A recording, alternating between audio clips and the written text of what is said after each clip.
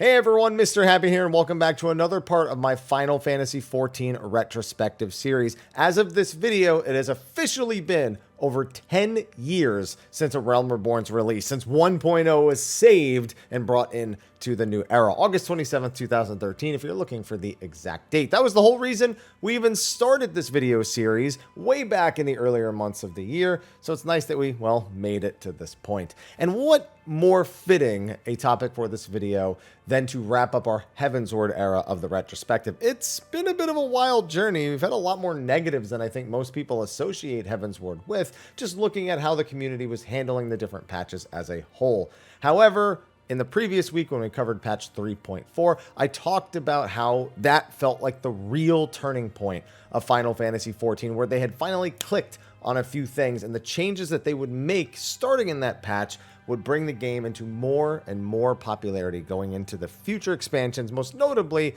the next expansion, Stormblood.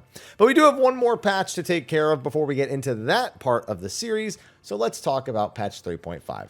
Now, being the final patch for the Heavensward expansion, patch 3.5 had its story split into two parts. Now, there is one major notable change, and one thing that's never really felt quite the same since I was around for 2.5, which was split into two parts. You see, 2.5 was designed to be two full main scenario quest length patches in the 2.5 and 2.55 patches respectively. However, with 3.5, it would set the trend that instead it was actually just one MSQ's worth of quests split into two, which definitely has its ups and downs. You know, it's not as long to get through for a newer player, but it's also not as exciting in the individual bits. You get a cliffhanger, what feels like maybe an hour to an hour and a half into the patch even being out, only to have to wait a couple of months to get the other hour to hour and a half of main scenario stuff to properly welcome us into the next expansion. That being said, 3.5's events were really cool. It has some legendary memes to it, which we'll talk about when we talk about the dungeons for this patch, but it has some major story bits. It has another character sacrifice / loss. It has the revealing of someone's identity after a long period of speculation, and probably the grandest thing that we've ever seen as long-term Final Fantasy fans, the battle between Omega and Shinryu. It's something that has been alluded to for ages, and fans have even made scenarios in games such as Final Fantasy VII where these types of things actually come to fruition. But to get this full animated scene of these mortal enemies that we have only ever fought apart from each other in other Final Fantasy games, that was truly something special. That being said, it still felt really short. That was really the only downside is having this basically half of the previous end of expansion length MSQ, but I don't think anyone particularly minded. It was just welcoming us into Stormblood. It did a very good job of getting us there. Now, I did mention the dungeons before, so let's hop right in. I'll start with the hard mode dungeon first, which was Some All hard mode. Now, I would have never guessed Some All would have been getting a hard mode dungeon when I was thinking of what could possibly get one going into the various patches. That being said, Some All hard, I think, is one of the best hard mode dungeons that they've ever done. And I think it's actually one of the few times where hard mode is kind of a fitting title. A lot of the bosses in here regularly wiped Duty Finder parties, something you didn't see nearly as often, not really since the Pharaoh Sirius days, and the occasional kind of tricky boss that came from the different patches, you know, Wanderer's Palace, hard mode, final boss, and a few here or there sprinkled about. But man, I just remember tanks getting melted. I remember people's positioning during mechanics being poor, and it being a pretty tough dungeon overall. So a really nice way to end out the patches on these extra hard mode dungeons. That being said, more people will remember Baelsar's Wall, which was part of the main scenario itself. Now, while the early parts of the dungeon do have some tricky trash that hit very hard, the bosses, for the most part, are not too memorable until the final boss, where one of the most legendary voice lines would continue to be a meme until this day. We were introduced to none other than Sloppy. Yeah, we get a lot of voice lines out of the final boss in that of the Griffin, but that line has survived and been a meme ever since Baelsar's Wall came out. And anyone who goes through that dungeon with the voices on will no doubt take note of the Sloppy. And I don't think we're ever going to escape it, because boomers like me keep bringing it up. So two very good dungeons to round things out, but dungeons will be dungeons. It doesn't really make the whole patch. It's just nice when the dungeons are, well, nice. Then we go into the trial, which wrapped up our Warring Triad series in that of Zervan. Now, Zervan is kind of in a weird place in Final Fantasy XIV's history, and I think people are getting a little more educated about it now. As of the recording of this video, Zervan is the current Unreal trial, basically the exact same trial from back in the day, but upscaled to level 90 specifically to patch 6.4, and will be gone in 6.5, unfortunately. But Zervan had just such a weird legacy because it released during a time when the player base was not only getting to a much better point, there was the survival of the people through the era of early Heavensward, Gordius, Midas, but also them beginning to kind of round out what the right difficulties were to everything, which I mentioned with the 3.4 Savage raid, but was also true in the trials themselves. Not to mention, people at this point, like they would be in any odd-numbered patch, had a lot more gear available. So Zervan, with this multi-phased mechanics and things that were fairly accurate or required a decent number of body checks and healing and positioning, especially with the way we did things back then versus the way we do things now, it regularly caused a lot of issues that were kind of strange because Zervan himself does not have any overly complex or complicated mechanics, stuff like Sephiroth would have with the swings and with the knockbacks that he'd have across the arena, plus the exact positioning and the super difficult ad phase that he had, and Sophia with the arena tilting, and Nidhogg with the Fang and Claw phase and all that. There was nothing really like that. The thing that got memed on the most was a very simple attack called Soar. All it was 3 dive bombs at once, followed by a split damage AoE and one of the healers getting a spread marker that they had to be away from the group with. That was it. But what ended up happening was if you had decent DPS, then you could skip it at the start of the fight and just do one later towards the end of the fight. And the joke became if you couldn't skip Soar, the group didn't think you could clear because your DPS was too bad. So it started as a meme of skipping Soar that the Party Finder then took and made a reality, and if you didn't skip it, people genuinely got concerned and left, which was wild, because that was so totally not worth it. It's not a very difficult mechanic, and people are realizing that now, all these years later, as it pops up as an Unreal, especially because people pay a lot more attention. We have more markers, we have better ways to communicate, we have different skill sets. We don't know why it was such a big deal back then, but it was, and that's really all Zervan's remembered for, even though some of his other mechanics were equally as, if not more threatening, especially Broken Seal. And the ad phase, if one tank has both of the major tank ads, the tank just dropped to a stab. They do double stab, double auto at the same time. You're done. That still happens now. I'm sure some of you have seen it. But overall, it was a good ending. I think most people will remember Zervan as the least memorable of the 3 Warring Triads and one of the less memorable trials outside of the skip sword thing overall, but by no means a bad end to this series.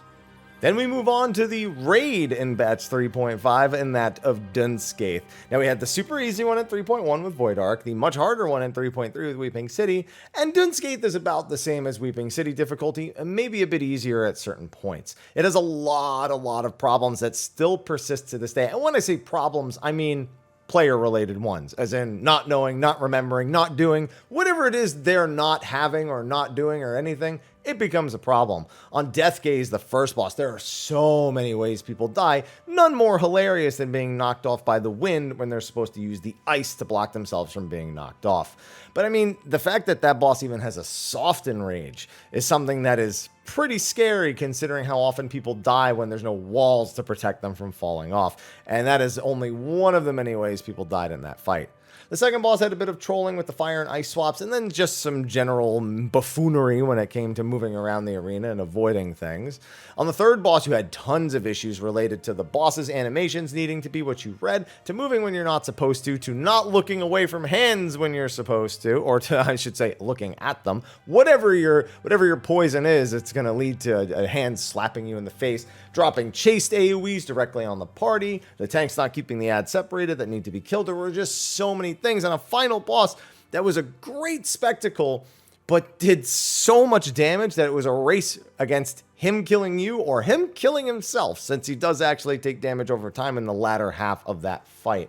It was frightening, but I generally felt it went better than the third boss, or I'm sorry, than the Weeping City, where Ozma and Caliphysteria would often put hard stops, as well as the second one. Weeping City was just so many problems, but they were all good. I think that this series ended up being really, really good. Void Ark is kind of nice to get in roulettes because it's so easy, and the other two are kind of refreshing and hilarious. They're the kind of entertaining that, you know, when you've played the game long enough, you actually kind of look forward to the mistakes that are made. Again, Duty Finder Disaster series, probably should visit some of those. We visited Scaith already, but we should probably go back to the Weeping City and maybe do one more Scaith. We'll see. Now, a fun little note about Scaith, in 3.55, they made an addition to it. There was a succubus mob that appeared between the second and third boss, kind of like a mini boss. It could even randomly drop an item that you could otherwise buy from the gold saucer, which was also very strange. But after the North American, EU, and JP FanFest had all occurred, we had gotten to fight a boss there, a 24-man boss called Proto Ultima. Now, Proto Ultima could actually sometimes be seen flying around Azus Law and would be an indicator that a super fate was going to spawn against a Rafflesia-looking thing. Very lame super fate, but Proto Ultima flying around the map and randomly blasting people to death was actually a really, really cool thing that you can still experience to this day. But Proto Ultima was introduced in 3.55 to replace that mob and just became a part of the raid with the Ultima music and everything.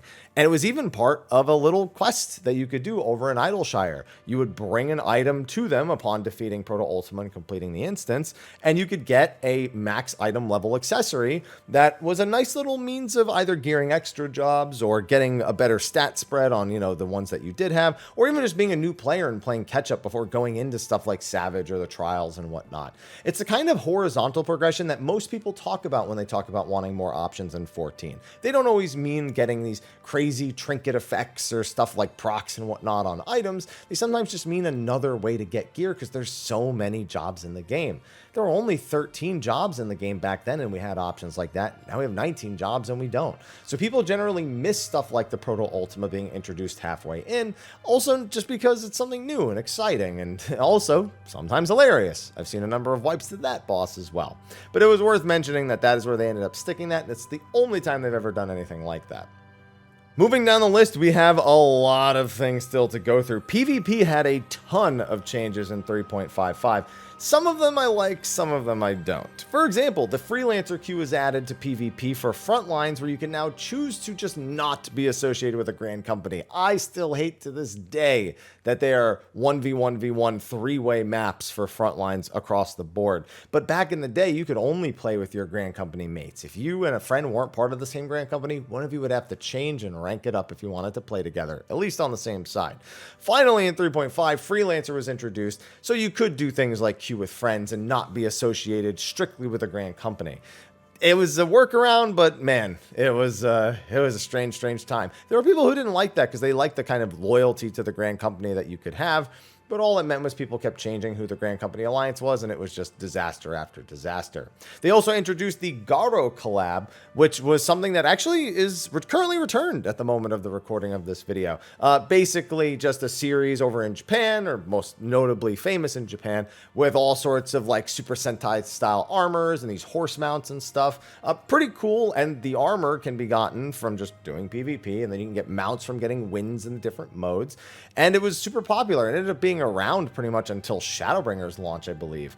And then people wanted it back, and we did get it back in Endwalker. So that one was really popular. Then we had some other weird things. So they added a new feast map for the Black Shroud in 3.55, which was cool, but knowing what I know about what will happen later, it's very conflicting for me to look back on that map, knowing that they would eventually get rid of this map. I mean, get rid of the feast altogether. So it's kind of hard for me to get excited about this. They also disabled chatting in the feast, something that I still hate to this day. Basically, instead of actually being able to type to your teammates, you can only use these quick keys that say a few certain phrases, strategic phrases that you can use, which is hilarious because even though they had pruned a bunch of abilities for a bunch of jobs, not quite to the degree we have now, you now had all of these extra buttons just to communicate to people. And that was just ridiculous. Not to mention, it was hard to really tell people what you wanted to do while you're also trying to focus on that. But I guess it's better than stopping everything you're doing, typing /P and rage typing whatever like you see in every other League of Legends lobby. Either way, it just took a social aspect out of it. And I don't mean the ability to shit talk. I don't mean that. I mean the ability to type and communicate things more precisely. But that being said, I don't think it's mattered in the long run. It was just a change that I really didn't like at the time. They did also make some other changes to PvP, added a sudden death mode if you have the same amount of medals at the end of the 8-minute match, and the Wolf's Heart crate, which was basically a new super objective. A player with the Wolf's Heart would be infinitely more threatening and infinitely more difficult to kill, and as such would become a top priority for the other team to try and eliminate, and they themselves would become quite strong and could carry the match if played well. So a bunch of different PvP elements, other things changed as well, balance changes between 3.5 and 3.55 as well, and just a bunch of other little stuff, but I think those are the things that stand out most. Oh my goodness, I almost forgot about this. I don't know how, I've been mentioning it in the other videos. Diadem 2.0, or 3.0, I guess at this, I don't even know. I guess this is 2.0, but there was like mini updates to it between. So Diadem 2.0 was an attempt to resurrect the Diadem as another late game activity. And this would have been something that held us over until the end of the 3.5 cycle and Stormblood was out. It wasn't that much different at its core. It was still, you know, flying around the islands, killing enemies, spawning notorious monsters, but we now had this ultra strong pink gear, highest item level pink gear, ethereal gear that you could get in the game, but it only came from one of the new activities in the Diadem. I don't even remember exactly what it was called, and in fact, I probably should have looked through the patch notes, but I believe it was the emergency mission, where there's a crystal floating out in the middle of the Diadem. It's in the same spot every time, and when an emergency mission occurs, players can enter that to try to kill the boss that's in there, and I think you only have like 15 minutes to get there and kill the boss inside before it disappears and you get nothing. And it was a disaster from day freaking one. Basically, you go in and you fight a door boss, just a giant statue with a few basic attacks. Then you go in from there and you are pit against one of 3 other bosses that spawns, each of them with their own mechanics. Players would often just die on these. I mean, most players were not equipped for something as difficult as these emergency mission raids, and they weren't even that difficult, but just even basic things like Twister on the one win boss was silly to think people would do with that volume of players in the zone and that volume of players participating. Not to mention that if the boss in the middle spawned, basically there was like a defense point in the middle where you had to stop all the shadow sprites from getting there. If they destroyed that defense point, a boss would spawn and just go around killing everyone. And all of this for pink gear, ethereal gear, that could have absolutely garbage stats or stats that far eclipse Savage raid gear, just depending on your luck, because who knew what you were going to get? At least it was 5 item levels higher than even the weapon that was available, but it was just wildly unpopular because the success rate was so low. I beat it maybe once, and then every other time after I tried, it was a complete failure. This one was abandoned almost faster than the original Diadem and became kind of just a gathering zone. Something it already kind of was before that, and something it will become in a later patch, which we'll talk about when the time comes. So yeah, this didn't work, and this was, I guess, their second failure at exploration content. It continued to teach them lessons, and we'll get to talk about what the result of those lessons were in a future video, but for now, that made survive until 4.0 a decent bit harder when that wasn't good. And then there's just a ton of features and quality of life that got added that honestly I could just rattle off because some of it's really simple. The allied tribe quests for Heaven's Ward, they were back, Villain was back, and this one was hilarious. It was great. It was something people really enjoyed in A Realm Reborn, so it was really nice to have here in Heaven's Ward as well. The Hildebrand Heaven's Ward finale, no instances, no trials, nothing fancy, but I felt a very heartfelt ending to Hildebrand and Heaven's Ward. I've said it every video. I think it is the best written story of all of them, except maybe Endwalker, but even that's a little bit close. Then you have the Scholasticate finale. Again, what else is there to say? It's pretty solid, so if you haven't done it, you should go check it out.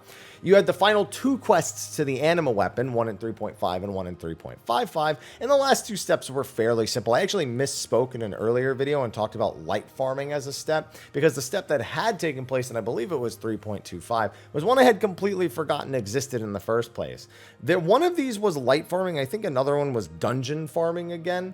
Might have just been, yeah, it definitely wasn't double light farms, but one of these was a light farm that was really easy, and the other one I think was a final dungeon farm that was really easy. I just remember both of these final steps for the animal weapon being much easier than the previous ones. Thank goodness for that. There's also glowy crafting and gathering tools, achievement related ones for doing unique recipes, something you can still do to this day. More importantly, though, the introduction of custom deliveries, the first ever custom delivery NPC in that of Zloe over in Idleshire. So we get tons of new custom deliveries nowadays. We get, several NPCs in expansion, and the stories and the systems have gotten way more robust and involved with that. And it's a regular part of people's weekly activities whenever they add a new one. People want to know the stories. People want to be able to customize the newer NPCs, especially Mrs. Leveilleux. But that was where it all began, was back in 3.5. Eggy Glamour was added in 3.5. It hasn't really changed since then, but, that's where it started. And it's funny because I remember in the trailer, having just watched it before recording this, that they zoom out to the giant Paisa house in the same scene, and it was like, well, that's a clever way of doing it, I guess. That's interesting. Some other things, Chocobo companions being able to be used while in queue for things like the Duty Finder, Palace of the Dead, etc., etc., even being able to take them into certain leave quests at that point. That wasn't possible till 3.5. So if you've been enjoying that since then know that that's where that all began as well. Even the ability to summon them all in a full party. Chocobos used to take a party slot back in the day. At this point, all 8 party members could now summon their own chocobo, and that's how hunt trains get to be so massive and ridiculous. So that was another thing. Crafting and gathering got a bunch of leveling buffs, whether it was the leave quests for like the 15 to 50 range or just the actual EXP gain up to 55. There was a bunch of things that made crafting and gathering much, much faster to go through at this point. You had, oh my goodness, private parties in the PF. You cannot do a password protected party finder party until patch 3.5. So another really major feature there. And even the tabs up top, the all world and private tabs, and then all the individual tabs that's like, it's a high-end duty or a dungeon or a treasure map. All of those in 3.5. So massive quality of life to the party finder in 3.5. And because of that, they also added the ability to blacklist players from other worlds. Now, I have a ton of issues with the blacklist system, with the party friends, with the friends list system. But at least there was something new to it. All it meant was that the blacklist filled up maybe a little bit too fast. And yes, it can fill up to the maximum. Duty Finder filing showing in the duty list. So like you can actually see like the form party and how many people are in the party and what roles over in the actual duty list if you have it visible.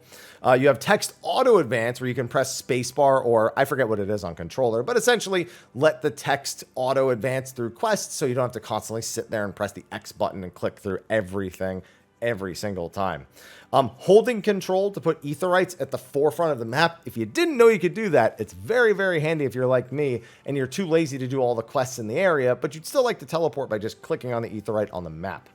Hotbar configuration layouts. That's right. So by default, your hotbar is just like 12 spaces all in one horizontal bar. But in 3.5, you could do like 2 rows of 6 or 3 rows of 4, and then you could start making them vertical instead, other than just the flat horizontal and flat vertical alignments that we had at the time. So that was a nice little thing to have as well, even though I don't really use that much.